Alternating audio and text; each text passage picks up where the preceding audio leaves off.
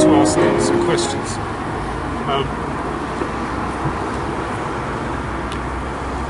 What's been the best thing about Yarmouth today? Is that a trick question of some sort? Moving on.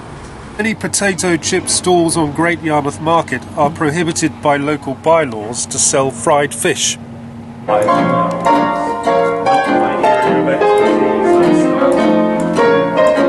Great Yarmouth exports spaghetti to Italy.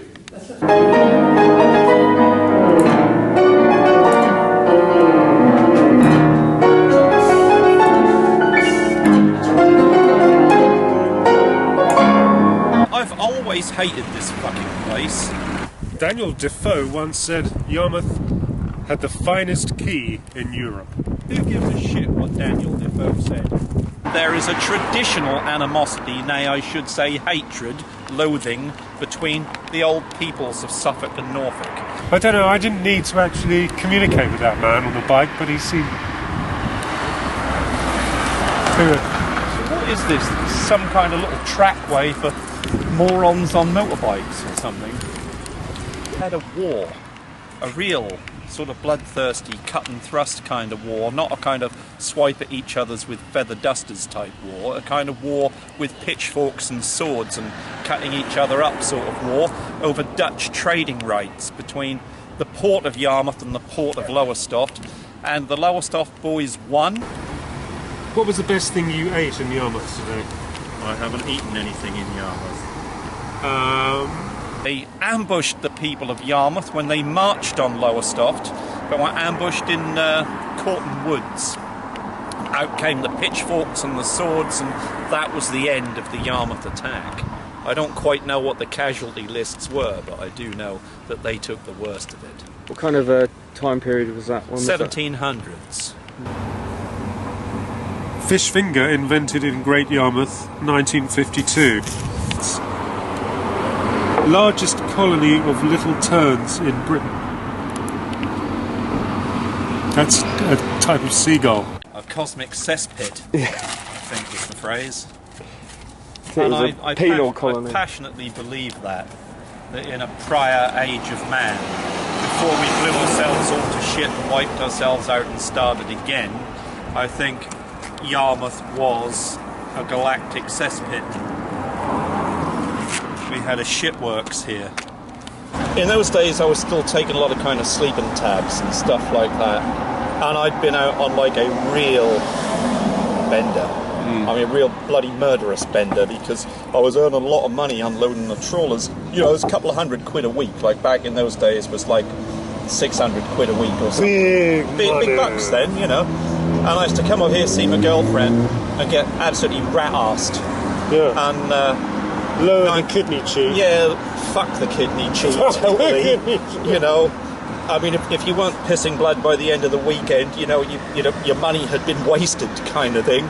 And I got back and just basically passed out on the floor in somebody's room.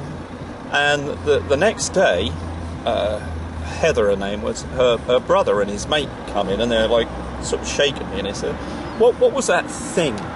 What was that thing that was here last night? Because I'd necked a load of sleeping tabs and gone fucking... Do you remember what kind they were? Flat, I don't know what the hell they were, but flat out, you know. And they said that thing came over here, and they described this flying saucer, and they said that it came right over at rooftop level, and where I was kind of laying passed out on the floor, they said it shone a light on me. And I don't know, but I have a funny feeling maybe I'd hit it a little bit too hard for the mixture of bloody pills and booze. It was checking on and you. They bailed me out, you know. I like to think that, but they always swore blind that I didn't see it because I was asleep. But they swore blind that actually happened. This thing kind of came and beamed me, and then buggered off.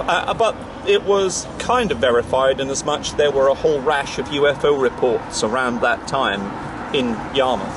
Yarmouth has long been celebrated for the great purity and bracing quality of the air. Triton. I've always wanted to say that on camera. Triton! Triton! It's an odd looking boat, isn't it? That's I mean that's a gun turret, isn't it? With no gun on. Yeah. German bomber blew it in half, or so I've heard. Not my area of expertise.